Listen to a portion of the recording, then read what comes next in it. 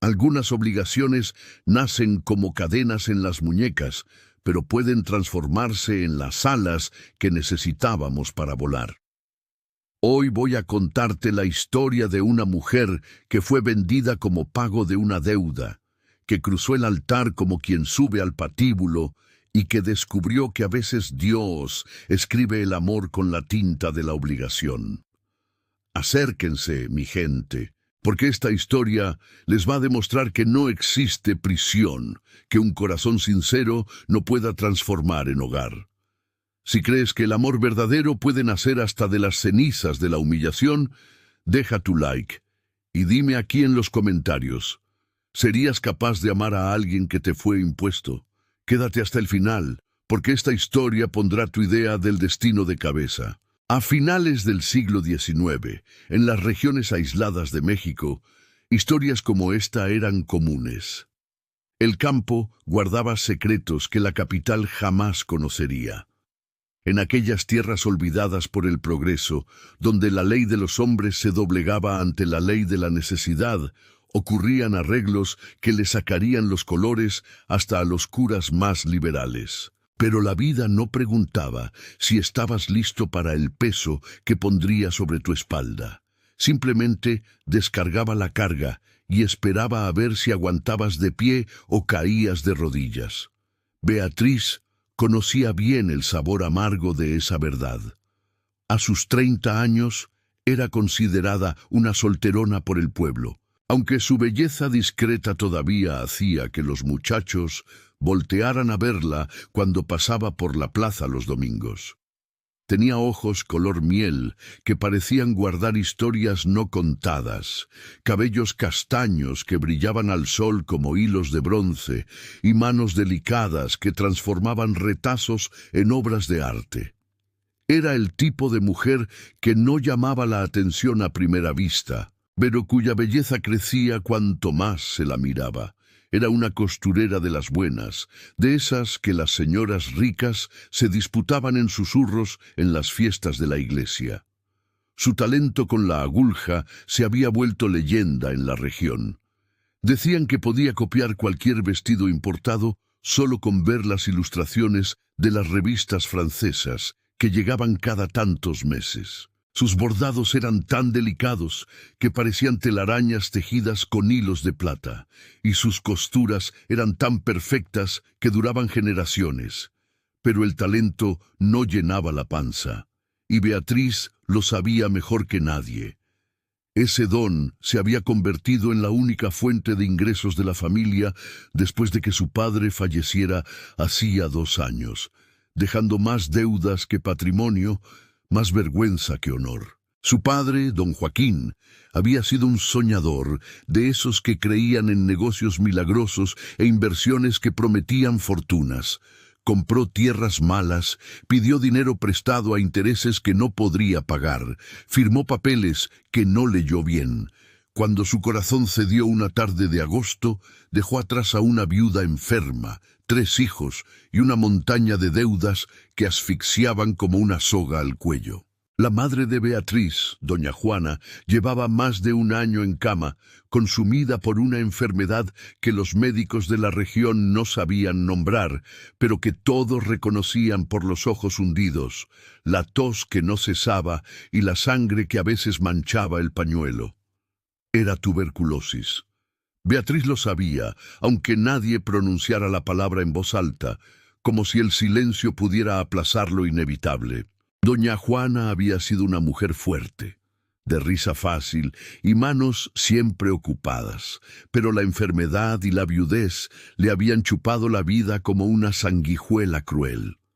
Ahora pasaba los días recostada en almohadas, rezando el rosario con dedos temblorosos y pidiéndole perdón a Dios por ser una carga para sus hijos.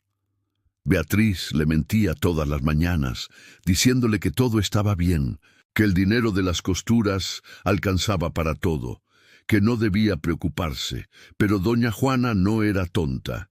Veía la ropa remendada de sus hijos, veía la sopa cada vez más aguada, veía las ojeras profundas en el rostro de su hija, que trabajaba de sol a sol sin descanso. Había además 2 hermanos menores que dependían de Beatriz.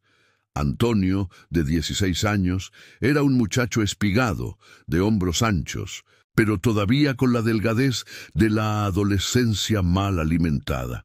Intentaba aprender el oficio de herrero con el viejo Gerardo, levantándose antes de que cantara el gallo para ayudar a encender la forja y golpeando el hierro hasta que las manos se le llenaban de callos y sangraban.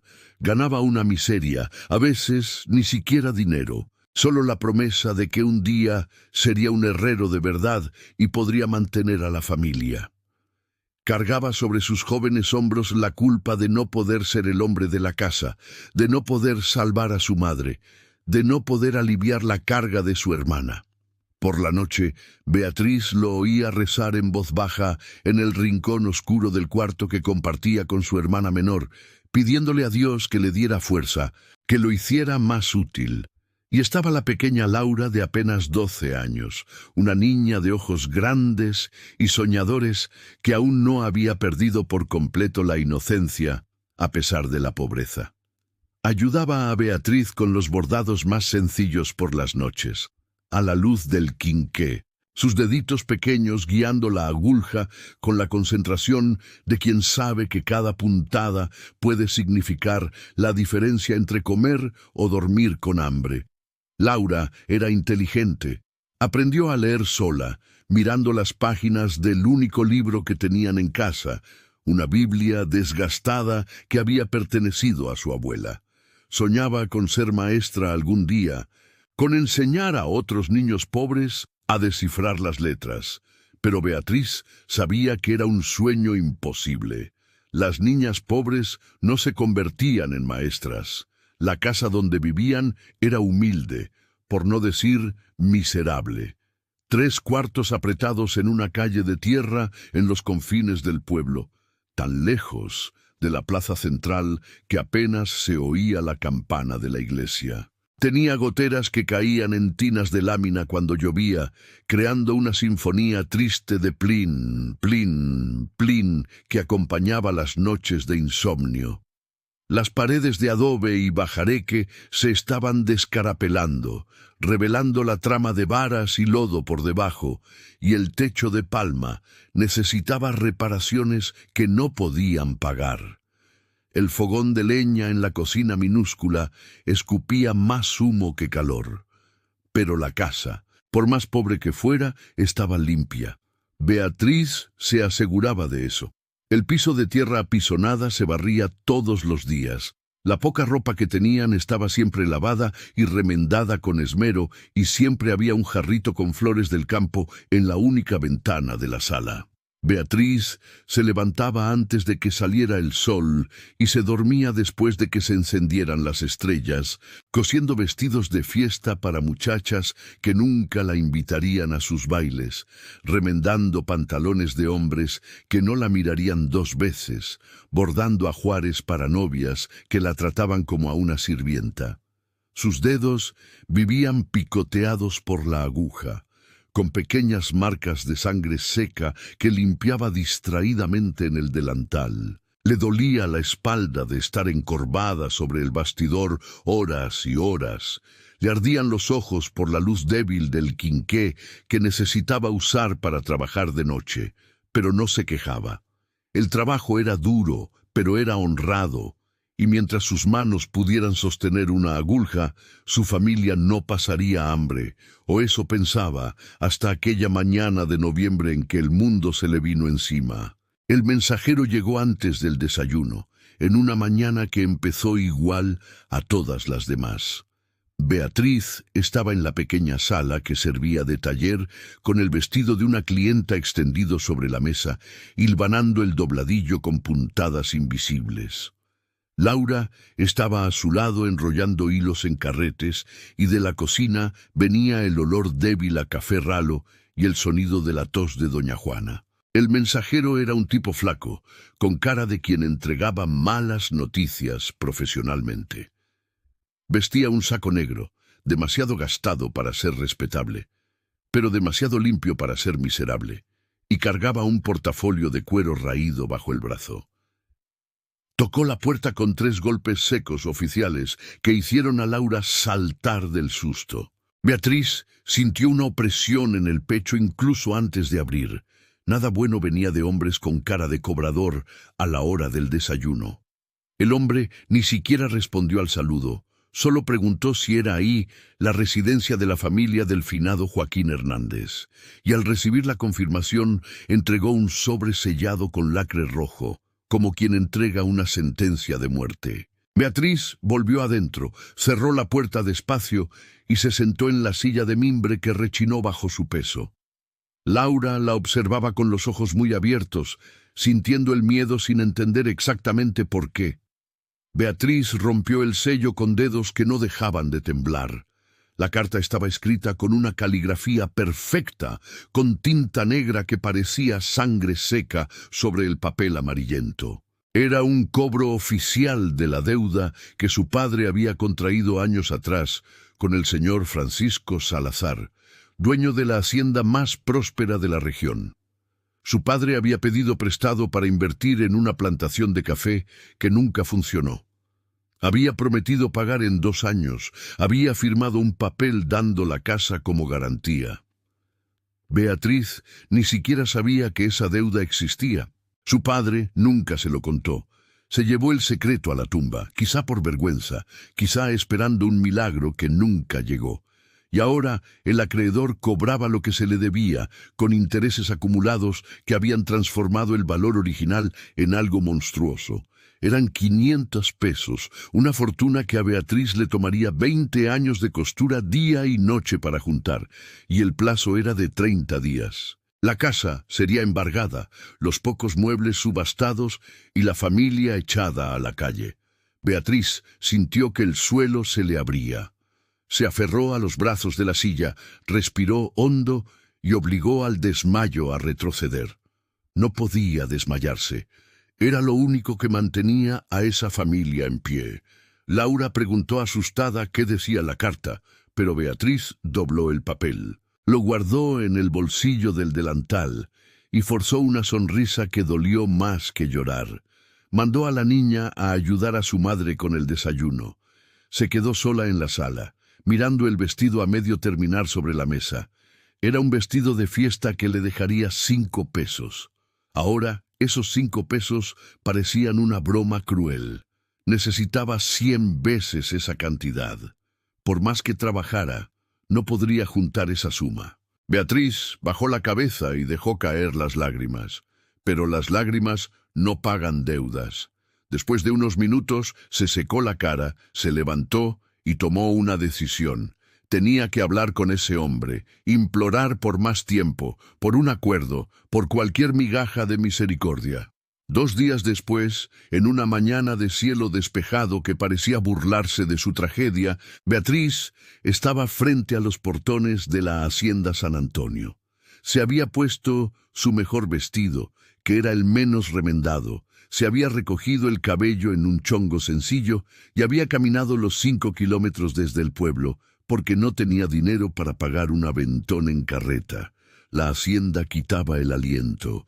Cercas blancas se extendían hasta donde alcanzaba la vista, delimitando pastos verdes salpicados de ganado gordo y lustroso. Había caballos de raza pastando en potreros separados, sus crines brillando al sol. El camino de entrada estaba flanqueado por palmeras reales que debían haber sido plantadas hacía generaciones, y al fondo se veía el caserón colonial de 2 pisos. Era una construcción majestuosa, con paredes encaladas de blanco que cegaban bajo la luz del sol, ventanas altas con vidrios importados y amplias terrazas con balaustradas de hierro forjado. Había un jardín al frente con rosales de todos los colores, jazmines que perfumaban el aire y una fuente de cantera donde el agua brotaba cristalina. El capataz la recibió con desconfianza. Era un hombre de mediana edad, quemado por el sol, con ojos que evaluaban a las personas como quien evalúa ganado. Cuando ella mencionó el nombre del patrón, la midió de pies a cabeza con desdén, pero la llevó a la terraza lateral, ordenándole que esperara. Beatriz se quedó allí de pie. apretando su bolsa de tela con fuerza, sintiendo el corazón latir tan fuerte que estaba segura de que el mundo entero podía oírlo. Tardó casi media hora en aparecer. Francisco Salazar no era lo que ella esperaba. Tenía 45 años, pero parecía más joven por su postura erguida y su cuerpo aún fuerte. Era alto, de hombros anchos, manos grandes que parecían acostumbradas tanto a la rienda del caballo como a la pluma del escritorio. Vestía ropa sencilla para un hombre de su posición, pantalón de montar y camisa blanca con las mangas arremangadas, pero había algo en él que emanaba una autoridad natural. El rostro era serio, marcado por arrugas alrededor de los ojos, y una barba bien recortada enmarcaba una mandíbula fuerte. Pero era la mirada lo que más impresionaba. Una mirada gris como el cielo de tormenta que parecía leer el alma de las personas. La saludó con una frialdad educada, sin sonreír, y le hizo un gesto para que se sentara en una de las sillas de mimbre. Beatriz explicó la situación con la voz temblorosa. Pidió más tiempo, ofreció pagar poco a poco, mes a mes, aunque le llevara años. Prometió trabajar el doble, coser día y noche. Francisco la escuchó en silencio, con los brazos cruzados, la expresión impenetrable. Cuando terminó, él se quedó quieto por un tiempo que pareció eterno, mirando hacia algún punto distante. Después dijo solo 3 palabras que lo cambiaron todo. «Tengo otra propuesta». Beatriz parpadeó confundida.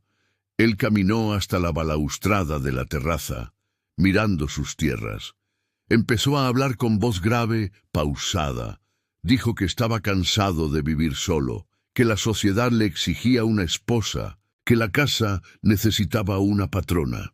Dijo que tenía dinero, propiedades, respeto, pero le faltaba alguien con quien compartirlo, y entonces, sin mirarla, hizo la propuesta.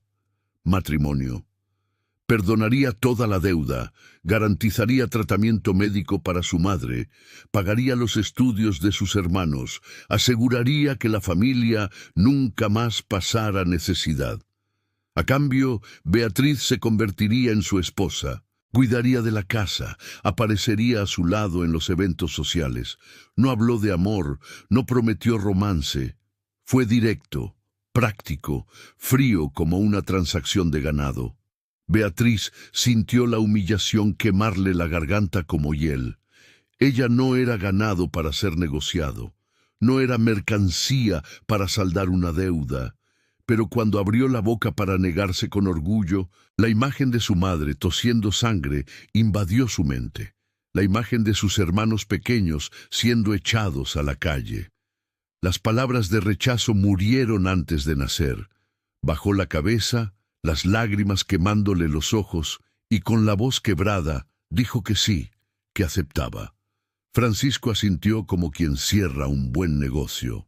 Dijo que la boda sería en 3 semanas, tiempo suficiente para los preparativos. No hubo beso, no hubo abrazo, no hubo ni siquiera un apretón de manos. Solo el acuerdo sellado en el aire pesado de aquella terraza mientras el sol de noviembre quemaba, indiferente. Beatriz regresó a casa en trance. Su madre lloró de alivio cuando supo que la deuda sería perdonada. Sus hermanos se quedaron en silencio, sin entender del todo el precio que su hermana había pagado. Pero Beatriz lo entendió perfectamente. Había cambiado su libertad por la supervivencia de ellos. Había vendido sus sueños de encontrar un amor verdadero, de casarse con alguien que la mirara con ternura. Todo eso murió aquella tarde. Las 3 semanas pasaron como un borrón. Beatriz cosió su propio vestido de novia. Un trabajo sencillo pero elegante en satén color marfil, sin bordados excesivos, sin sueños tejidos en la tela. Era solo un vestido, nada más. No invitó a nadie más que a su familia inmediata. No quería testigos de su humillación. La boda fue un martes por la mañana, en la pequeña capilla del pueblo. El padre parecía incómodo, como si supiera que aquello no era un matrimonio de almas, sino un contrato firmado con lágrimas. Francisco estaba serio, vistiendo un traje negro impecable. No sonrió cuando ella entró, no demostró emoción cuando dijeron los votos, solo repitió las palabras con la misma voz que usaría para confirmar la compra de un lote de tierra. Beatriz apenas pudo hablar. Las palabras salían automáticas, mientras por dentro gritaba por un auxilio que no vendría. Cuando el padre los declaró unidos en matrimonio, Francisco se limitó a tocarle ligeramente el codo, un gesto formal, sin calidez. No hubo fiesta, no hubo celebración. Después de la ceremonia, Francisco ayudó a la madre y a los hermanos de Beatriz a mudarse a una casa mejor en el pueblo, una casa que él proveyó con 3 recámaras y un patio, cerca del consultorio del médico que cuidaría de doña Juana. Cumplió su parte del acuerdo con una eficiencia meticulosa. Después llevó a Beatriz a la hacienda. El viaje en carreta se hizo en un silencio absoluto. Beatriz miraba el camino polvoriento, sintiendo el peso de la argolla en el dedo como si fuera un grillete. Francisco mantenía los ojos fijos al frente, sosteniendo las riendas con manos firmes, sin decir una palabra. Cuando llegaron a la hacienda, la guió por el caserón con la objetividad de alguien que le muestra las instalaciones a una nueva empleada. Señaló la sala, la cocina, la despensa, el despacho que era su territorio exclusivo. Subió las escaleras y abrió una puerta en el pasillo del segundo piso. «Esta es tu recámara», dijo sin mirarla. Beatriz entró y vio un cuarto amplio, amueblado con buen gusto, pero impersonal. Una cama matrimonial con colcha blanca, un ropero de jacaranda, un tocador con espejo, cortinas de encaje en la ventana. Todo limpio, todo ordenado, todo vacío de vida. Francisco señaló la puerta de al lado. «Mi recámara está ahí. Si necesitas algo urgente puedes tocar. Fuera de eso, espero que cada uno respete el espacio del otro». Beatriz asintió, muda. Él empezó a salir, pero se detuvo en el umbral y, sin voltear, añadió con voz baja: «No soy un monstruo. No tienes que tenerme miedo, pero tampoco esperes de mí lo que no puedo dar». Y salió, cerrando la puerta con un suave clic que resonó como un trueno en el silencio del cuarto. Beatriz se quedó parada en medio de la habitación, mirando a su alrededor, sintiendo el peso aplastante de la realidad. Aquella era su vida ahora. Aquel cuarto, aquella casa, aquel hombre frío que la había comprado como quien compra un servicio. Se sentó al borde de la cama, con las manos temblorosas, y por primera vez desde que todo empezó, permitió que las lágrimas cayeran libremente. Lloró por la libertad perdida, por el amor que nunca conocería, por la muchacha que murió en aquel altar. Y cuando ya no hubo más lágrimas, se levantó, se lavó la cara y empezó a desempacar su poca ropa. Porque si Beatriz había aprendido algo en la vida, era que no sirve de nada llorar sobre la leche derramada. Lo hecho, hecho estaba. Ahora tenía que sobrevivir, y sobrevivir ella sabía hacerlo mejor que nadie. Pero mientras guardaba sus vestidos en el ropero, una pregunta insistía en volver a su mente. ¿Cuánto tiempo podría vivir en esa prisión dorada antes de que su corazón también aprendiera a latir como una obligación y no como vida? Los primeros días en la hacienda fueron una danza extraña entre 2 desconocidos que compartían el mismo techo, pero vivían en mundos separados por muros invisibles. Beatriz se despertaba al amanecer, por la vieja costumbre de costurera que aprovechaba cada rayo de sol y encontraba la casa ya funcionando sin ella, como una maquinaria bien aceitada. Había criadas que no conocía y que la trataban con un respeto formal pero distante. Una cocinera mayor llamada doña Constanza, que comandaba la cocina con mano de hierro y miradas desconfiadas. Y peones que entraban y salían llevando recados de Francisco, sin siquiera mirarla. Era como si Beatriz fuera un fantasma bonito que vivía allí, pero no formaba parte de ese mundo. Francisco salía temprano a la faena del campo, cuando el rocío aún mojaba el pasto y los gallos empezaban a cantar. Regresaba solo para el almuerzo y la cena, comidas que se servían en un silencio sepulcral, en una mesa demasiado larga para 2 personas. Él se sentaba en la cabecera, ella en el otro extremo, con 10 sillas vacías entre los dos, como testigos mudos de aquella soledad compartida. Francisco leía periódicos que llegaban de la capital con semanas de retraso, o revisaba papeles de negocios y comía metódicamente sin levantar los ojos hacia ella. Beatriz, en la otra punta, revolvía la comida en el plato sin apetito, sintiendo el peso de cada segundo de silencio. Las conversaciones entre ellos se limitaban a lo estrictamente necesario. Buenos días, buenas tardes, ¿necesitas algo? Preguntas que no esperaban respuestas verdaderas, solo una cortesía automática que llenaba el aire por obligación social. Era una convivencia de fachada, un teatro donde ambos fingían normalidad para los empleados, pero sabían que detrás del telón estaba el vacío. Beatriz intentó en las primeras semanas llenar ese vacío con pequeños gestos. Reacomodó la sala, colocando los cojines de forma más armoniosa, dándole vida a ese espacio demasiado formal. Cambió las flores secas de los jarrones por arreglos frescos que cortaba del jardín todas las mañanas, rosas amarillas y jazmines que perfumaban el ambiente. Bordó manteles nuevos para la mesa del comedor, con delicados diseños de pájaros y ramas que le llevaron noches enteras de trabajo. Colocó libros de la biblioteca en lugares estratégicos, creando rincones de lectura. Abrió ventanas que siempre estaban cerradas, dejando que entrara el sol, pero cada cambio era recibido con una indiferencia glacial por parte de Francisco. Él lo notaba. Beatriz sabía que lo notaba porque veía su mirada pasar por los detalles, pero no comentaba nada. Y eso dolía más que cualquier crítica. La indiferencia era peor que el enojo.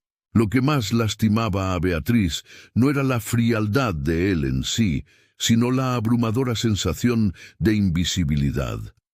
Podía pasar el día entero dentro de esa casa y tener la impresión de que para Francisco ella simplemente no existía más allá de su función decorativa. Doña Constanza, la cocinera, era un capítulo aparte en esa historia de soledades. Era una señora de 60 y tantos años, toda vestida de negro, como quien carga un luto eterno, con el cabello blanco recogido en un chongo apretado que le estiraba la piel del rostro y dejaba las arrugas aún más profundas, y ojos negros que parecían radiografiar el alma de las personas y juzgar lo que encontraban allí. Había servido a la difunta esposa de Francisco desde que la muchacha era una joven novia que llegó a esa casa llena de sueños. Había cocinado para ella, la había consolado en las noches difíciles, había sido su confidente y amiga más que su empleada. Y ahora veía a Beatriz como una intrusa, una sustituta inadecuada que nunca jamás estaría a la altura de la memoria sagrada. A la señora Cecilia le gustaban las flores amarillas en la sala, no blancas como las puso usted, decía con una acidez mal disimulada. La señora Cecilia servía el café a las 7 en punto de la mañana, no a las 7:30, como lo hace usted. Se quejaba cuando Beatriz intentaba ayudar en la cocina. Cecilia. Ese era el nombre de la mujer que había sido esposa de Francisco. El nombre que nadie pronunciaba en voz alta dentro de esa casa, pero que flotaba sobre todo como un fantasma invisible. Beatriz descubrió poco a poco, a través de comentarios sueltos de los empleados, cuando creían que no los oía, que Cecilia había sido la esposa perfecta. Hermosa, educada, de familia importante, tocaba el piano como un ángel, bordaba como una maestra, cocinaba platillos franceses. Había sido el amor de la vida de Francisco. Se casaron jóvenes y apasionados. Vivieron años de una felicidad que hacía suspirar de nostalgia a los empleados al recordarla. Había muerto hacía 7 años en un accidente durante un viaje. Había ido a visitar a su familia en la capital, en una época en que los caminos eran aún más peligrosos, y la carroza volcó en una curva durante una tormenta. El cochero sobrevivió, pero Cecilia se rompió el cuello en la caída y murió al instante, decían, sin sufrir mucho. Francisco no estaba con ella en ese viaje porque se había quedado en la hacienda cuidando la cosecha de café. Cuando la noticia llegó, traída por el propio cochero herido que cabalgó 3 días para entregar la tragedia, decían que Francisco enmudeció. No lloró, no gritó. No se desmayó, solo se quedó parado, mirando a la nada, como si el alma se le hubiera salido del cuerpo. Después, ensilló su caballo y cabalgó 3 días sin parar hasta el lugar del accidente. Pero cuando llegó, ya la habían enterrado.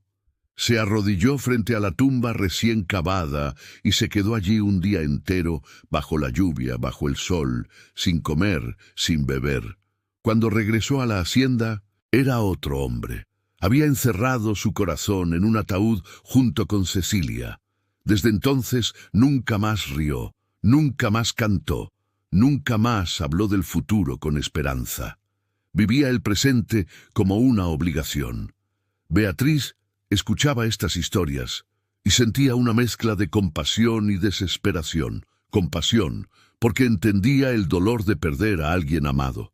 Desesperación porque sabía que nunca, jamás, podría competir con una muerta idealizada. Había un cuarto en la casa al que nadie entraba y sobre el cual todos susurraban. Era una habitación al final del pasillo del 2.º piso, siempre cerrada con llave. Y Beatriz se dio cuenta de que Francisco llevaba esa llave colgada en una cadena al cuello, junto con un medallón de oro que nunca se quitaba, ni para dormir. Nunca preguntó qué había allí dentro, y nadie se ofreció a contárselo, pero no era difícil de imaginar. Debía ser un santuario, un lugar donde los recuerdos de Cecilia se conservaban intactos. Beatriz pasaba por esa puerta todos los días y sentía un escalofrío, como si unos ojos invisibles la estuvieran juzgando. La soledad de Beatriz en esa casa era de un tipo cruel y refinado, porque era una soledad acompañada. Veía a Francisco todos los días, compartía el mismo techo, respiraba el mismo aire, pero era como vivir con un fantasma. Por la noche, acostada en su cama grande y vacía, con sábanas de lino fino que olían a lavanda, Beatriz oía sus pasos en el cuarto de al lado. Oía el crujir de las tablas del piso cuando él caminaba, el sonido de la ventana al abrirse para dejar entrar la brisa de la noche, el chasquido de la silla cuando se sentaba a leer antes de dormir. Estaba tan cerca, separado solo por una pared de ladrillos, pero inalcanzable como una estrella en el cielo. Se preguntaba si él también sentía ese vacío o si se había acostumbrado tanto a la soledad que ya no la reconocía como algo anormal. Fue en una tarde bochornosa de diciembre, casi 2 meses después de la boda, que la rutina se rompió por una visita inesperada. Beatriz estaba en el jardín del frente, usando un vestido sencillo de algodón claro y un sombrero de paja para protegerse del sol, regando los rosales que comenzaban a marchitarse con el calor del verano que se acercaba. Le gustaba ese momento del día, cuando podía estar a solas con sus pensamientos y las flores que no la juzgaban. Estaba concentrada, viendo el agua mojar la tierra seca, cuando oyó el ruido de ruedas en el camino. Levantó la cabeza y vio una carreta desconocida detenerse en el portón de entrada. De ella bajó un hombre joven. Debía tener unos 30 y tantos años, bien vestido con un traje de lino beige, pero sin ostentación, con un sombrero que se quitó al verla. Tenía una sonrisa fácil y ojos claros que brillaban con familiaridad. La vio y dudó, como si no creyera lo que veía. como si estuviera viendo un fantasma de un tiempo que pensaba haber dejado atrás. Luego caminó hacia ella con pasos apresurados, llamándola por su nombre con una voz que Beatriz no había oído en tantos años. «Beatriz, Beatriz Hernández, ¿eres tú de verdad?». Ella dejó caer la regadera de latón en el pasto, sintiendo el corazón dispararse en una mezcla confusa de sorpresa, alegría y miedo. Era Álvaro. Álvaro Costa, el hijo del comerciante de telas del pueblo vecino, el muchacho que había sido su amigo de la infancia cuando eran niños y jugaban descalzos en la calle, su confidente en la adolescencia cuando compartían sueños imposibles sentados a la sombra del gran fresno de la plaza. Y durante un breve y dorado verano de sus 20 años, casi se había convertido en algo más. Habían intercambiado miradas que decían lo que las palabras no se atrevían. Habían caminado de la mano en las fiestas del pueblo. Habían hablado de un futuro juntos que parecía posible. Pero entonces la realidad golpeó. Álvaro tuvo que irse a la capital a estudiar, a seguir el camino que su padre le había trazado. Y Beatriz tuvo que quedarse a cuidar de la familia que se desmoronaba. Se distanciaron no por falta de sentimiento, sino por exceso de responsabilidades que tiraban en direcciones opuestas, y después ella nunca más supo de él, hasta ahora. «Álvaro», dijo ella, la voz saliendo en un hilo tembloroso, «¿qué haces aquí?». Él sonrió, pero era una sonrisa triste, cargada de arrepentimiento y de un «¿qué hubiera sido?». Dijo que había vuelto a la región hacía pocas semanas para hacerse cargo de los negocios de su padre, que había enfermado gravemente y ya no podía trabajar.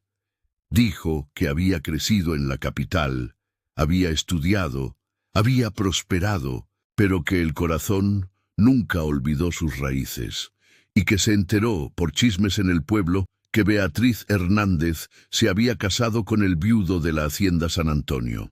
Dijo que no lo creyó cuando lo oyó, que tuvo que venir a verlo con sus propios ojos. Dijo, con la voz embargada de emoción, que si hubiera sabido que ella estaba disponible, que estaba pasando dificultades con su familia, habría vuelto antes, habría dejado todo en la capital y regresado para pedirla en matrimonio como era debido, como siempre quiso, pero nunca tuvo el valor ni las condiciones. Beatriz sintió una opresión en el pecho tan fuerte que casi no pudo respirar. Era demasiado cruel esa afilada ironía del destino. Álvaro había sido el amor que no pudo tener porque ninguno de los dos tenía dinero. Y ahora él regresaba, próspero y arrepentido, con las condiciones para ofrecerle exactamente lo que ella había necesitado, justo cuando era demasiado tarde, cuando ya había vendido su libertad. «¿Eres feliz?», preguntó él, sus ojos claros buscando los de ella con una intensidad que la desarmaba por completo. Beatriz abrió la boca para mentir, para decir que sí, que era muy feliz, pero las palabras no salieron, se quedaron atoradas en la garganta junto con las lágrimas. Simplemente desvió la mirada, fijando los ojos en los rosales marchitos a sus pies. Y ese elocuente silencio dijo más que cualquier confesión. Álvaro dio un paso adelante, y su voz se volvió baja y urgente, cargada de determinación. «No es demasiado tarde, Beatriz. Si no eres feliz, si este matrimonio fue por obligación y no por amor, puedes irte. No tienes que vivir así. Yo tengo cómo ayudarte ahora. Tengo suficiente dinero para cuidar de ti y de tu familia. Puedo pagar los tratamientos de tu madre, darles educación a tus hermanos. Podemos empezar de nuevo lejos de aquí, donde nadie nos conozca». Era una oferta demasiado tentadora, una puerta de salida iluminada en medio de la oscura prisión. Pero antes de que Beatriz pudiera responder, una voz grave y fría cortó el aire como el chasquido de un látigo. «Creo que el señor está perdido». Francisco estaba parado en la terraza de la casa, a no más de 10 metros de ellos, con los brazos cruzados sobre el pecho ancho y una expresión en el rostro que Beatriz nunca había visto antes. Nadie lo había oído llegar. Debía haber regresado de inspeccionar los pastizales y haber visto la escena en el jardín. Su rostro estaba cerrado como una puerta con cerrojo, la mandíbula tensa, y aquellos ojos grises ardían con algo que Beatriz tardó unos segundos en identificar. Era ira, eran celos, era posesividad. Álvaro se enderezó carraspeando y tratando de mantener la compostura. Francisco Salazar, imagino. Mi nombre es Álvaro Costa. Soy un viejo amigo de la familia de Beatriz. Vine solo a hacer una visita de cortesía, a saber cómo está. Francisco bajó los 3 escalones de la terraza con pasos medidos, pero cargados de intención. Había algo depredador en su movimiento. Cruzó el jardín y se detuvo entre los dos, bloqueando físicamente cualquier comunicación, dominando el espacio con su presencia. Las visitas de cortesía no incluyen ofrecerle la fuga a la esposa de otro, dijo él, la voz baja pero cargada de una amenaza que no necesitaba ser explícita. Creo que es mejor que se vaya ahora, antes de que pierda la poca paciencia que me queda. Álvaro miró a Beatriz por encima del hombro de Francisco, esperando que ella dijera algo, que lo defendiera, que aceptara la oferta de liberación. Pero ella estaba paralizada, dividida entre la lealtad al acuerdo que había hecho y el deseo desesperado de libertad que ardía dentro de ella. Francisco se interpuso aún más firmemente entre los dos, su ancha espalda bloqueando por completo la visión. Beatriz es mi esposa. Lo que se prometió ante Dios, lo que se selló en la iglesia, no se deshace por una plática de jardín con un pretendiente del pasado. Si el Señor tiene negocios comerciales en la región, bienvenido sea al mercado. Pero si viene a mi propiedad con propuestas indecentes para mi mujer, va a salir de aquí de una forma que no le va a gustar. Estoy siendo lo suficientemente claro. No era una pregunta, no era una invitación al diálogo. Era una orden directa, emitida con la autoridad de quien está acostumbrado a ser obedecido. Álvaro entendió el mensaje, miró a Beatriz una última vez, con ojos que pedían disculpas por no haber vuelto antes, por ofrecer la salvación demasiado tarde. Si cambias de opinión, dijo en voz baja, solo para ella, estaré en el pueblo. La puerta siempre estará abierta. Y se fue, subiendo a la carreta y partiendo en una nube de polvo que parecía llevarse consigo la última oportunidad de felicidad. El silencio que quedó suspendido en el aire era denso, pesado de cosas no dichas, de acusaciones no hechas, de emociones que hervían bajo la superficie. Francisco se giró lentamente hacia ella y por primera vez desde la boda, realmente la miró. No fue una mirada de indiferencia, fue una mirada que quemaba, que interrogaba, que exigía respuestas. ¿Lo amaste?, preguntó, la voz ronca y baja, cargada de algo que sonaba peligrosamente cercano a la vulnerabilidad. Beatriz levantó la barbilla, tratando de mantener un resquicio de orgullo, a pesar de estar temblando por dentro. ¿Eso importa ahora? A mí me importa, dijo él, y había algo en esas 4 palabras que parecía rasguñar la superficie de aquel hombre de piedra, revelando la carne viva debajo. Beatriz respiró hondo, decidiendo que si él quería la verdad, tendría la verdad cruda. Álvaro fue mi amigo cuando no tenía amigos. Fue alguien a quien imaginé que podría amar en una vida diferente a la que viví. Pero esa vida no existe y nunca existió. Yo tomé una decisión cuando me casé contigo. Una decisión difícil, pero una decisión. Francisco dio un paso adelante, invadiendo su espacio personal por primera vez desde la boda. ¿Tomaste una decisión o fuiste forzada por circunstancias que no te dieron opción?, preguntó, y había un dolor genuino en esa pregunta.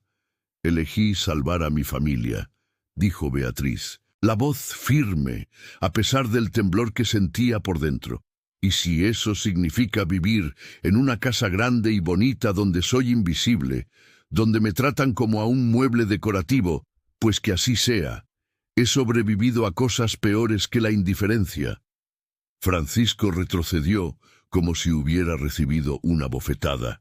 Se pasó la mano por el cabello, despeinando los mechones oscuros, pareciendo genuinamente perturbado. Nunca quise que te sintieras invisible, dijo en voz baja, casi en un susurro. Nunca quise lastimarte de esa forma. Pero tienes que entender una cosa, Beatriz. No sé ser diferente de lo que soy. No sé abrir puertas que cerré con llave hace tanto tiempo que ya olvidé dónde están las llaves. No sé cómo hacer esto. Beatriz sintió que algo se ablandaba dentro de ella. Era la primera vez que Francisco admitía su debilidad, la primera vez que bajaba la guardia. Entonces, ¿por qué te casaste conmigo?, preguntó. ¿Por qué hiciste esa propuesta si sabías que no podías dar nada más que casa y comida? Yo no te compré, dijo él, y había irritación en su voz, pero también algo más profundo, algo vulnerable. Hice un acuerdo comercial que tenía sentido. Pensé que sería simple, que tú cuidarías de la casa, yo proveería todo lo que necesitaras y sería suficiente. Pero ahora se detuvo, como si las palabras fueran demasiado difíciles. ¿Ahora qué?, presionó Beatriz, sintiendo el corazón latir rápido. Francisco la miró a los ojos, y en esa mirada gris, ella vio una confusión de emociones que él claramente luchaba por controlar. Ahora ya no sé qué quiero, ya no sé qué es lo correcto. Solo sé que cuando vi a ese hombre ofreciéndote una salida, cuando pensé que podrías aceptar e irte, sentí algo que no sentía desde hace 7 años, y eso me asusta más que cualquier cosa. Y entonces, como si hubiera revelado demasiado, como si hubiera abierto una ventana del alma que debía permanecer cerrada, se alejó bruscamente. Te pido disculpas por el mal rato que pasaste hoy. No permitiré más visitas inapropiadas. Si necesitas algo, avísame. Y entró en la casa, cerrando la puerta con la fuerza suficiente para hacer temblar los vidrios. Dejó a Beatriz sola en el jardín, con la regadera volcada en el pasto y el corazón confundido latiendo una música que ya no sabía descifrar. Por primera vez desde la boda, había visto a Francisco como un hombre de verdad, no como un hacendado distante, y eso era peligroso, porque era mucho más fácil odiar a un carcelero que empezar a entender a un ser humano herido, escondido detrás de los barrotes de su propia prisión. Esa noche, Beatriz no pudo dormir. Se quedó acostada en la oscuridad de su cuarto, escuchando los sonidos nocturnos de la hacienda, y de repente, alrededor de la medianoche, oyó un sonido que la hizo congelarse por completo. Venía del cuarto de al lado, del cuarto de Francisco. Era un llanto. No era un llanto fuerte, dramático, descontrolado.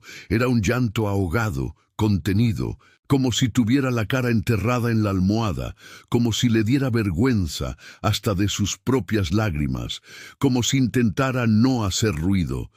Pero las paredes no eran tan gruesas y Beatriz lo oía todo. Oía los sollozos que él intentaba sofocar. Oía la respiración irregular de quien llora a solas en la oscuridad. Se levantó despacio, descalza, y fue hasta la pared que separaba los dos cuartos. Apoyó la mano en el papel tapiz frío. Del otro lado, separado solo por ladrillos, argamasa y orgullo, había un hombre que escondía su dolor, como ella escondía el suyo. Un hombre que había perdido al amor de su vida y no sabía cómo volver a vivir. Y por primera vez, Beatriz se permitió hacer una pregunta peligrosa. ¿Acaso no eran ambos prisioneros de la misma celda, solo fingiendo que los barrotes eran elecciones y no cadenas? ¿Acaso Francisco no estaba tan preso como ella, solo que en una prisión construida con ladrillos de luto y cemento de culpa? La respuesta a esas preguntas llegaría más rápido de lo que imaginaba, porque en 3 días una tormenta llegaría a la hacienda, y no sería una tormenta de agua y rayos partiendo el cielo. Sería una tormenta de fuego que quemaría todas las mentiras que ambos se contaban a sí mismos y dejaría solo la verdad desnuda y cruda en medio de las cenizas aún calientes.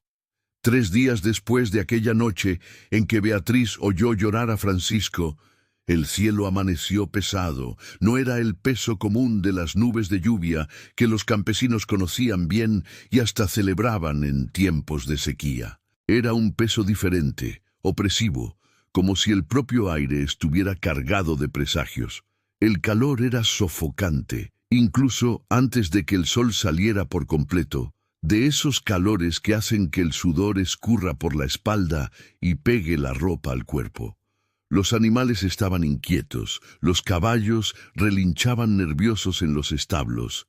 Las gallinas no salían del gallinero, y hasta los perros de la hacienda andaban de un lado para otro, olfateando el aire y gruñendo a sombras invisibles.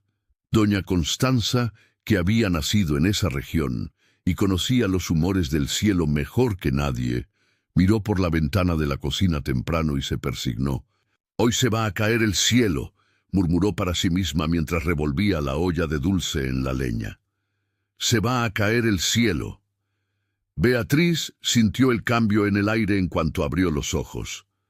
Había algo diferente esa mañana, una tensión que no podía nombrar, pero que hacía que su corazón latiera un poco más rápido, sin razón aparente. Se levantó, se puso un vestido sencillo de algodón azul claro y bajó a desayunar. Francisco ya estaba en la mesa como siempre, pero a diferencia de otros días, no estaba leyendo el periódico. Estaba mirando por la ventana con el ceño fruncido, observando el cielo que se oscurecía cada vez más. «Va a haber tormenta», dijo él sin mirarla, rompiendo el silencio habitual de las mañanas.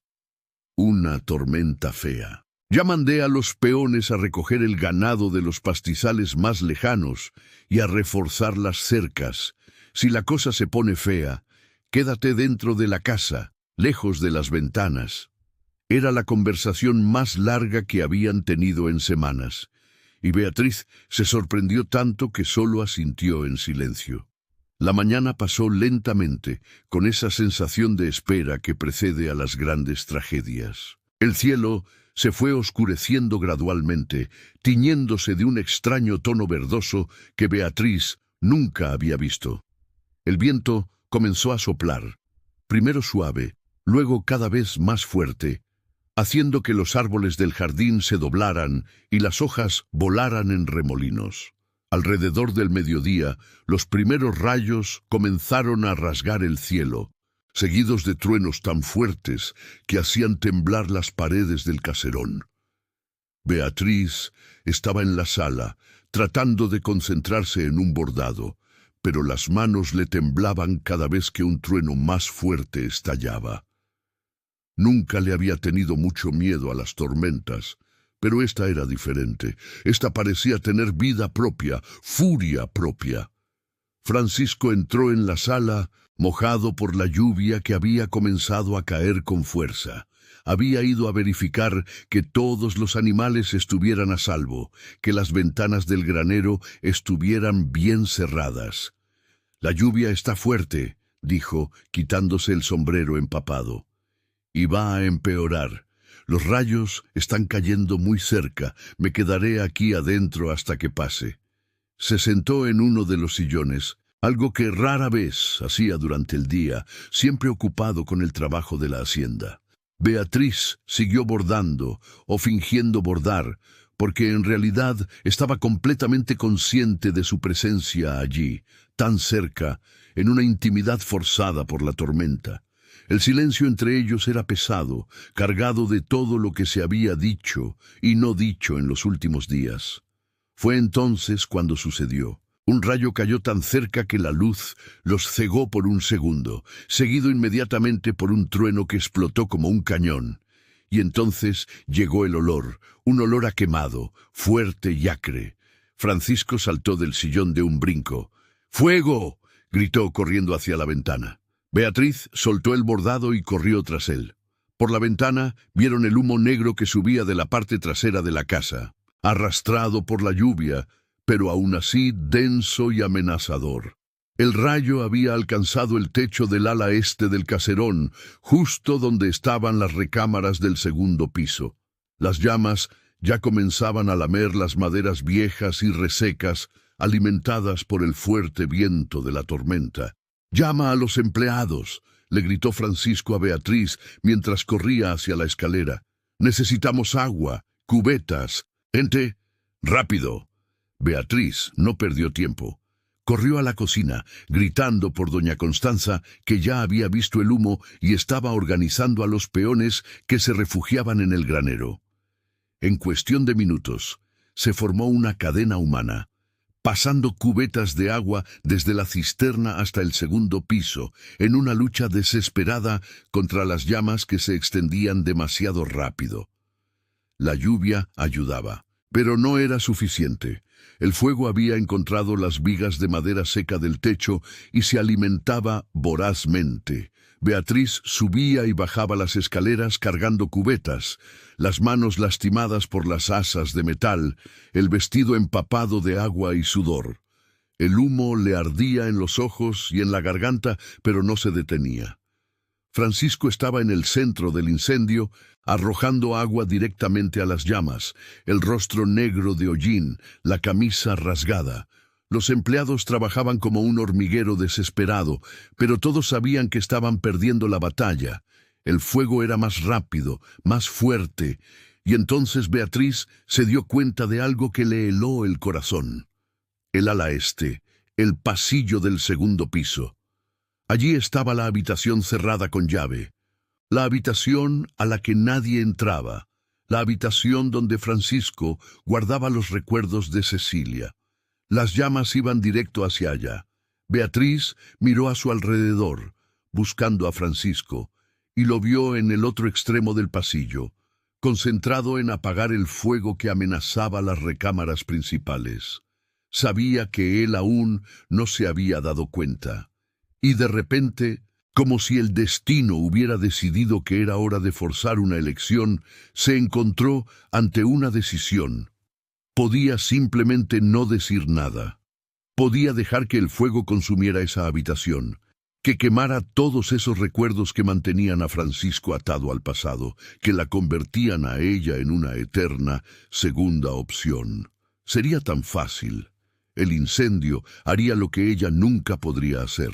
Liberaría a Francisco de la prisión que él mismo había construido.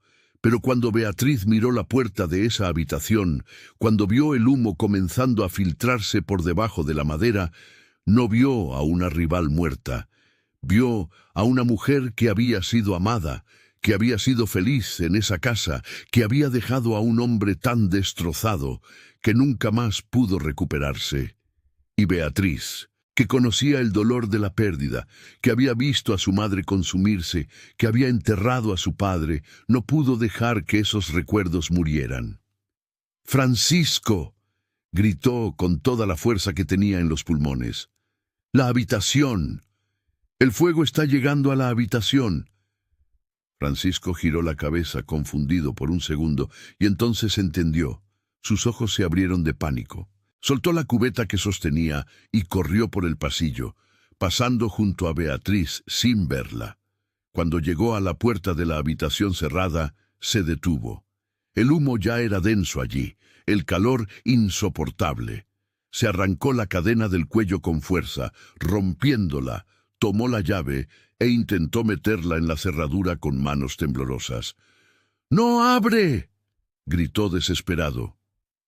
La madera se hinchó con el calor. «¡La llave no entra!». Beatriz llegó a su lado. «¡Tumba la puerta!», le gritó. «¡Patéala, rómpela!». Francisco comenzó a patear la puerta con fuerza. 1, 2, 3 veces. La madera vieja crujió, pero resistía. Beatriz vio que estaba perdiendo un tiempo precioso, que el humo se estaba volviendo demasiado peligroso. «¡Sal de aquí, Francisco!», le gritó a ella. «¡Baja! Esto se va a derrumbar». Pero Beatriz no se fue. En lugar de eso, Tomó uno de los pesados candelabros de bronce que decoraban el pasillo y comenzó a golpear la cerradura con toda la fuerza que tenía. ¡Pum, pum, pum! Los dos trabajaban juntos ahora, él pateando, ella golpeando, en una danza desesperada contra el tiempo. La cerradura finalmente cedió y la puerta se abrió violentamente. Una ola de humo negro salió, haciéndolos toser y retroceder. Pero entonces Francisco entró. ¡No!, gritó Beatriz, sujetándolo del brazo. ¡Es demasiado peligroso! «Hay cosas ahí dentro que no puedo perder», le gritó él de vuelta. Y había un dolor tan crudo en esas palabras que Beatriz le soltó el brazo. Francisco desapareció dentro del humo. Beatriz se quedó afuera, tosiendo, con los ojos ardiendo, contando los segundos que parecían horas. 10 segundos, 20, 30. La viga del techo comenzó a crujir de forma amenazadora. «¡Francisco!», gritó. «¡Sal de ahí! La casa se va a caer». No hubo respuesta. Beatriz miró el pasillo detrás de ella. Podía correr, podía bajar, salir de la casa, salvar su propia vida. Era lo racional, lo sensato. Pero Beatriz descubrió en ese momento que el corazón no obedece a la razón. Sin pensarlo 2 veces, respiró hondo. Se cubrió la boca y la nariz con la manga del vestido y entró en la habitación.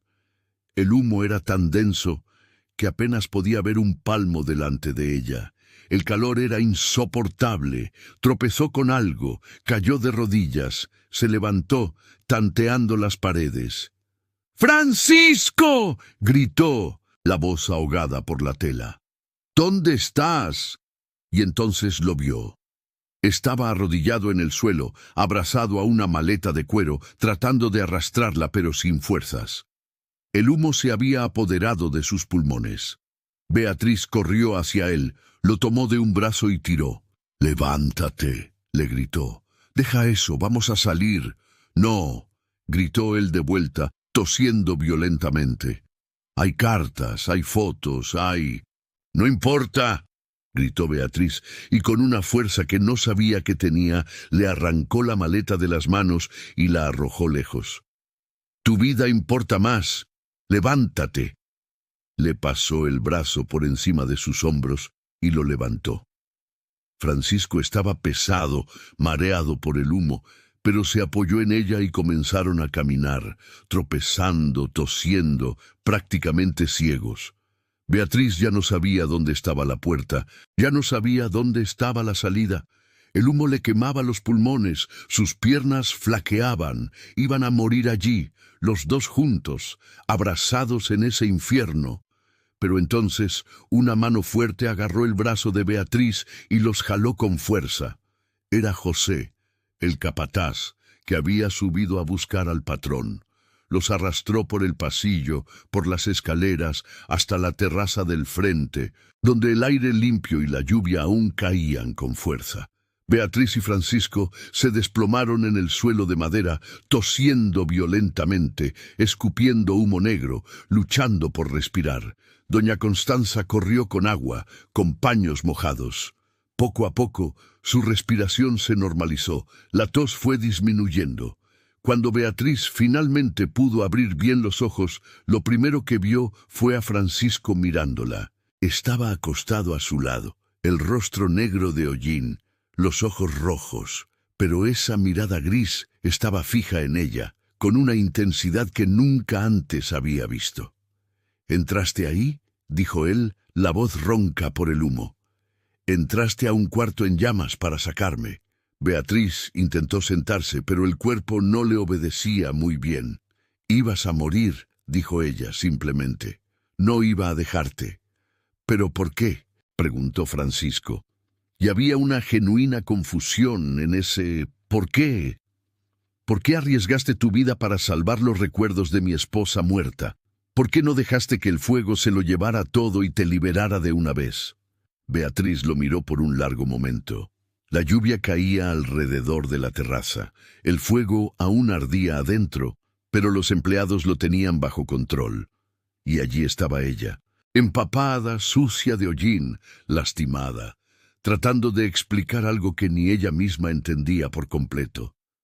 «Porque sé lo que es perder a alguien que amas», dijo finalmente. «Vi a mi padre morir. Estoy viendo a mi madre consumirse un poco cada día. Y sé que los recuerdos, por más que duelan, son todo lo que queda. No tenía el derecho de quitarte eso, aunque eso significara que nunca me mirarías de la forma en que la miraste a ella». Francisco se quedó en silencio por un largo momento, solo mirándola. Y entonces, lentamente, se sentó, extendió la mano y con una delicadeza sorprendente limpió una mancha de hollín del rostro de Beatriz. «Eres la persona más valiente que he conocido», dijo, la voz embargada. «Y yo soy el mayor idiota por no haberlo visto antes». «¿Visto qué?», preguntó Beatriz, el corazón comenzando a latir rápido de nuevo, pero por una razón completamente diferente. Francisco tomó la mano de ella entre las suyas, grandes y callosas, y la miró a los ojos con una honestidad cruda que dolía de tan verdadera. «Que no eres una sustituta, que nunca fuiste una obligación, que lo que siento por ti no tiene nada que ver con el pasado». Se detuvo, respiró hondo y continuó. «Cuando vi a ese hombre en el jardín ofreciéndote una salida, cuando pensé que podrías irte, me di cuenta de que la idea de perderte dolía más que cualquier dolor que haya sentido. Y hoy, cuando estaba ahí adentro, en ese cuarto, muriendo por recuerdos del pasado, tú entraste y me mostraste que el presente vale más, que tú vales más». Beatriz sintió que las lágrimas comenzaban a caer, mezclándose con el agua de la lluvia y la suciedad de su rostro. «No quiero que me amen por gratitud», dijo, la voz temblorosa. «No quiero que me amen porque te salvé». «No has entendido», dijo Francisco, apretando su mano. «Ya me estaba enamorando de ti antes de esto. Solo tenía demasiado miedo de admitirlo. Miedo de traicionar su memoria, miedo de amar de nuevo y perder de nuevo. Pero hoy me enseñaste que tener miedo de vivir es peor que cualquier muerte». La acercó más, y por primera vez desde que se casaron, por primera vez en meses, Francisco abrazó a Beatriz. No fue un abrazo formal, educado. Fue un abrazo de quien casi pierde algo, y ahora lo sujeta como si nunca más fuera a soltarlo. Beatriz se hundió en ese abrazo, sintiendo el olor a humo y lluvia, y algo más profundo, algo que era solo de él, y lloró.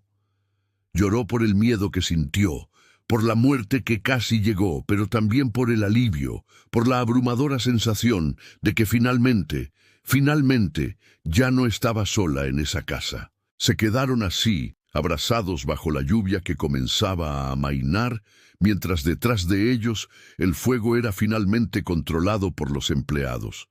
El ala este estaba destruida, el techo se había derrumbado, las paredes estaban negras, todo lo que había en esa habitación se había convertido en cenizas. Pero extrañamente, ninguno de los dos parecía devastado por ello. Era como si el fuego hubiera quemado más que madera y tejas. Había quemado las cadenas invisibles que los ataban, a cada uno a su prisión particular. Cuando finalmente se soltaron, Francisco miró la casa dañada detrás de él y luego de vuelta a Beatriz. «Vamos a reconstruir», dijo, «no como era antes, mejor, juntos». Beatriz asintió, sonriendo a través de las lágrimas. «Juntos». Y en esa palabra simple, en esa promesa pequeña pero inmensa, nació algo nuevo. Ya no era un contrato, ya no era una obligación, era una elección. Una elección que ambos estaban haciendo, no forzados por la necesidad, sino movidos por algo que había crecido en las sombras y que el fuego finalmente había iluminado. El amor que comenzó como una cadena se había transformado por fin en alas. Los días que siguieron al incendio fueron como despertar de una larga pesadilla a un sueño que Beatriz no sabía que podía soñar. El ala este de la casa estaba destruida.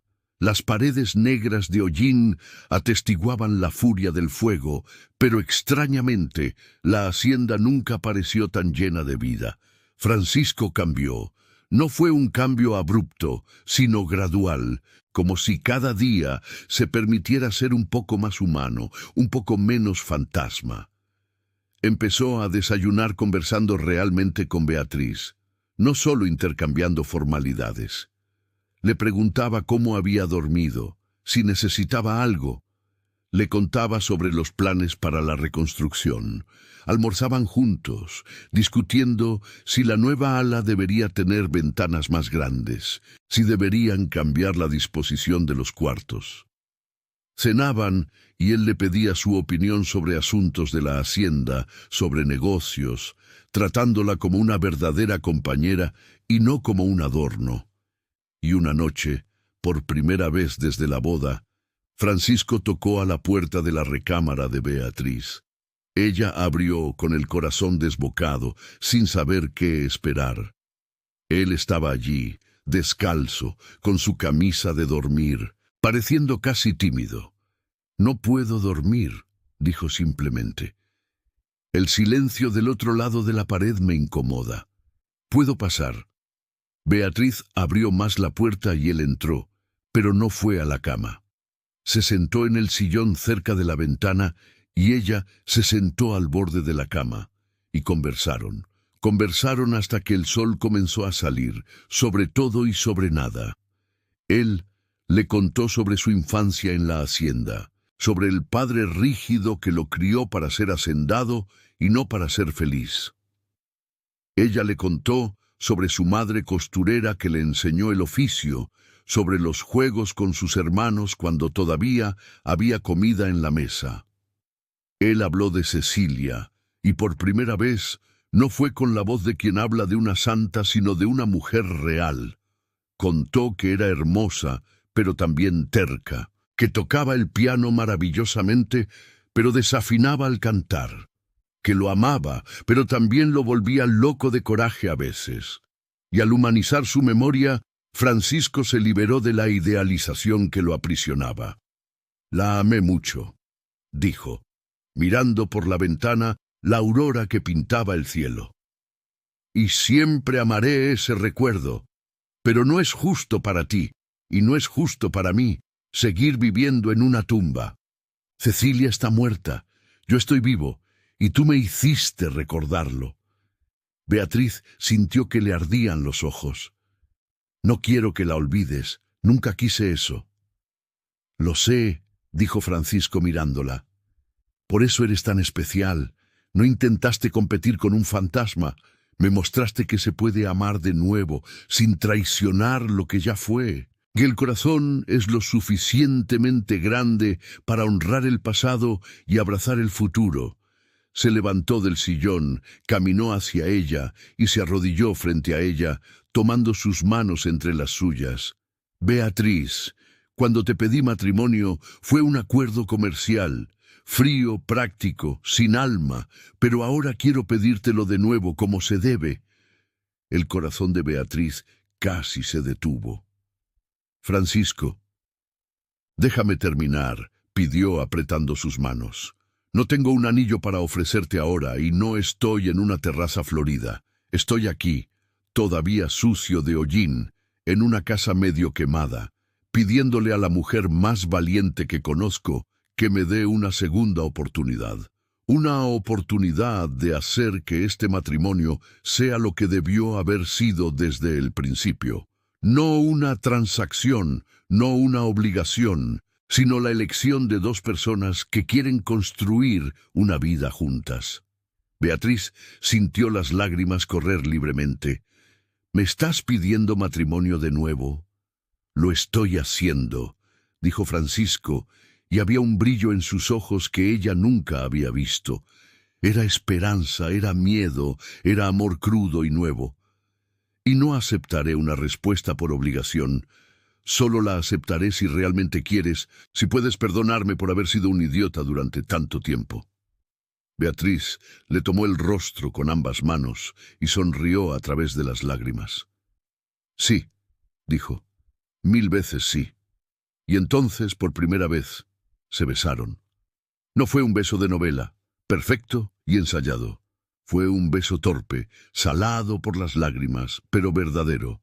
Fue un beso que selló no un contrato, sino un compromiso.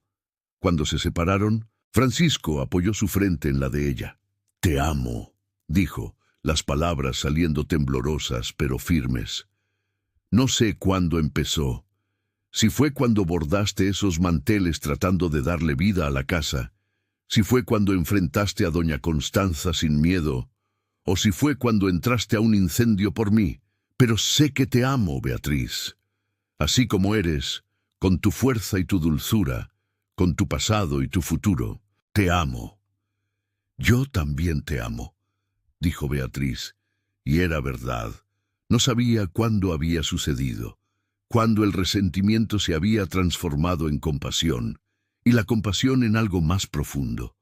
Quizá fue cuando lo oyó llorar a través de la pared, quizá cuando vio su vulnerabilidad frente a Álvaro, o quizá el amor había crecido silencioso, como una enredadera, enroscándose lentamente hasta estar tan entrelazado que era imposible separarlo. Esa noche, Francisco no volvió a su cuarto. Se quedó allí, en el sillón, sosteniendo la mano de Beatriz, que estaba acostada en la cama hasta que ambos se durmieron. Y por primera vez en meses, ninguno de los dos durmió solo, aunque estuvieran en muebles separados. La presencia del otro era suficiente. Los meses siguientes fueron de reconstrucción en más de un sentido. El ala este de la casa fue levantada de nuevo, pero esta vez con la ayuda de Beatriz. Ella eligió los colores de las paredes, decidió dónde irían las ventanas, sugirió un cuarto más grande que podría servir para los niños en el futuro. La palabra futuro ya no asustaba, se decía con naturalidad, con esperanza. Doña Constanza, sorprendentemente, fue la primera en notar el cambio entre ellos. Una mañana llamó a Beatriz a la cocina y por primera vez no la llamó señora con tono ácido. «Usted lo está haciendo feliz de nuevo», dijo la vieja cocinera con los ojos llorosos. «Nunca pensé que vería esto. Gracias». Beatriz abrazó a la señora y en ese abrazo se enterraron las hostilidades. Doña Constanza dejó de ser la guardiana de la memoria de Cecilia y se convirtió en aliada de Beatriz. Francisco comenzó a llevar a Beatriz con él cuando iba a visitar otras haciendas, presentándola como «mi esposa», con un orgullo en la voz que le calentaba el corazón. La llevaba al pueblo los domingos, caminaban de la mano por la plaza, y cuando llegaban las miradas curiosas, él la acercaba más, dejando claro a todos que aquello era amor de verdad. Un día, 3 meses después del incendio, Francisco llevó a Beatriz a la habitación reconstruida, donde antes estaban los recuerdos de Cecilia. La habitación estaba vacía ahora, con olor a madera nueva y pintura fresca. «Quería mostrarte algo», dijo, y sacó del bolsillo una pequeña caja de terciopelo. Dentro había un medallón de oro, el mismo que él usaba en el cuello antes. Abrió el medallón y se lo mostró. De un lado había un retrato en miniatura de Cecilia, joven y sonriente. Del otro lado, ahora había un retrato de Beatriz que Francisco había mandado a pintar en secreto. «Quiero llevarlas a las dos», dijo la voz embargada. «No porque seas una sustituta, sino porque mi corazón tiene espacio para honrar a quien fui y celebrar a quien soy ahora. ¿Me das permiso?» Beatriz miró ese medallón, los dos rostros lado a lado, y entendió la grandeza de ese gesto. Él no estaba borrando el pasado, lo estaba integrando al presente. «Sí», dijo, «te doy permiso». Francisco cerró el medallón y se lo volvió a poner en el cuello. Luego tomó las manos de Beatriz. «Esta habitación», dijo, «quiero que sea el cuarto de nuestro primer hijo, que nazca vida nueva donde antes solo había cenizas». Beatriz sonrió con lágrimas en los ojos. «Nuestro hijo», repitió saboreando las palabras. «Nuestro futuro». 6 meses después del incendio, en una mañana de domingo soleada, todo el pueblo fue invitado a una celebración en la Hacienda San Antonio. No era un evento común. Francisco y Beatriz le habían pedido al padre Ignacio que hiciera una renovación de votos, pero esta vez sería diferente. En la pequeña capilla decorada con flores del jardín que Beatriz cultivaba, los dos entraron juntos, de la mano.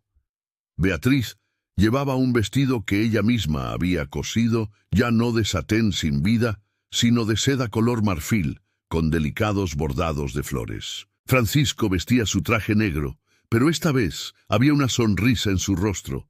La madre de Beatriz estaba allí, visiblemente mejor con los tratamientos que Francisco pagaba. Antonio, ahora un herrero prometedor. Laura, estudiando en una escuela de verdad. Todos testigos de que los milagros suceden. Cuando el padre preguntó si Francisco aceptaba a Beatriz como esposa, él respondió con voz firme y clara, mirándola a los ojos. Acepto, hoy, mañana y siempre, no por obligación, sino por elección, no por necesidad, sino por amor. Y cuando el padre le preguntó a Beatriz, ella sintió que el corazón se le desbordaba. Acepto. Te elijo a ti, Francisco. Todos los días te elijo a ti. El beso que intercambiaron allí no fue el primero, pero fue el más importante. Fue el beso que selló no una transacción, sino una unión verdadera. Después de la ceremonia hubo fiesta. No como las fiestas de antaño que describía doña Constanza, sino mejor, porque era real. Había música, baile, comida abundante y en el centro de todo, 2 sonrisas que no se borraban. Por la noche, cuando los invitados se fueron y la luna iluminó la hacienda reconstruida, Francisco y Beatriz caminaron de la mano por los jardines. ¿Te arrepientes?, preguntó Francisco de repente.